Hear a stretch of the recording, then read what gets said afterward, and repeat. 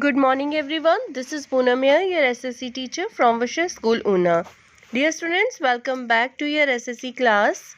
Today we will start new chapter 8, the first empire, the Mauryas. So let's start. First we will learn in this chapter about the Mauryan dynasty. Dynasty means एक वंश, to the throne. जब एक ही family के आगे से आगे जो members हैं वो रूलर्स बनते हैं तो वो डायनेस्टी कहलाती है. The features of the Mauryan administration we will study about. तो मौर्यन एडमिनिस्ट्रेशन के फीचर्स क्या थे उसके बारे में हम लोग स्टडी करेंगे. The reasons for the decline of the Mauryan empire, और एंड में मौर्यन एम्पायर का डिक्लाइन कैसे हुआ, वो डिक्रीज कैसे हुआ, उसके रीजंस के बारे में हम लोग स्टडी करेंगे. So we will start with kingdoms to empire. Students, empire is larger in area than a kingdom. तो किंगडम से किस तरह से ये एक एम्पायर बना हम लोग स्टडी करेंगे उसके बारे में. From kingdom to empire, a vast kingdom is known as an empire. तो एम्पायर किसको कहते हैं, जो एक बहुत बड़ी किंगडम होती है. Magadha under the Mauryan dynasty became India's first empire. तो मगध जो था उस टाइम में मौर्यन डायनेस्टी के अंदर वो इंडिया का फर्स्ट एम्पायर बना. In order to control a huge empire the kings needed large army and administrators.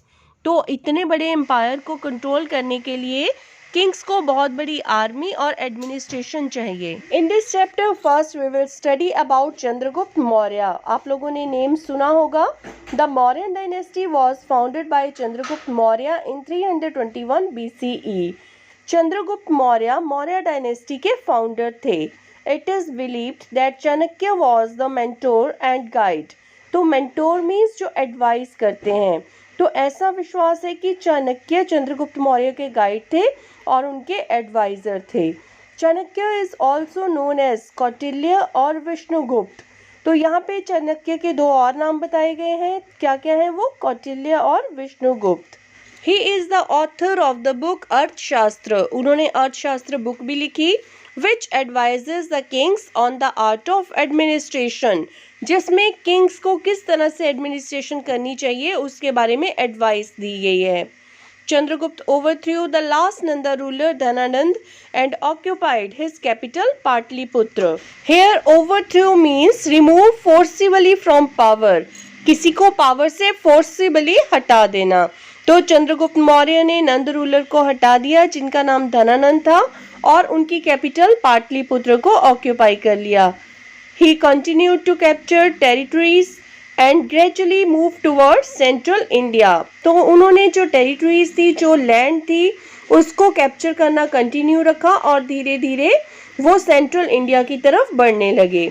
Then Chandragupta captured the area of northwest India after Alexander's departure.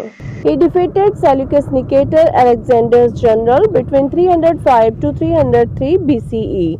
और सेल्यूकस निकेटर जो कि Alexander के general थे, उनको चंद्रगुप्त मौर्य ने 305 to 303 BCE के जो war हुआ उसमें हरा दिया. Then Chandragupta made a gift of 500 elephants to the Greek general and obtained the territory across the river Indus. और चंद्रगुप्त मौर्य ने 500 एलिफेंट्स उनको गिफ्ट किए और उनके कंट्रोल में जो टेरिटरी थी उसको ऑब्टेन कर लिया. Seleucus sent his ambassador Megasthenes to live in the Mauryan court. Megasthenes lived in the Mauryan court for many years. Seleucus ने अपने एम्बेसडर मैगस्नीज को मौर्यन कोर्ट में रहने के लिए भेजा, जो काफी टाइम तक चंद्रगुप्त मौर्य के कोर्ट में रहे. So students, that's all for the day. Thank you. Have a nice day.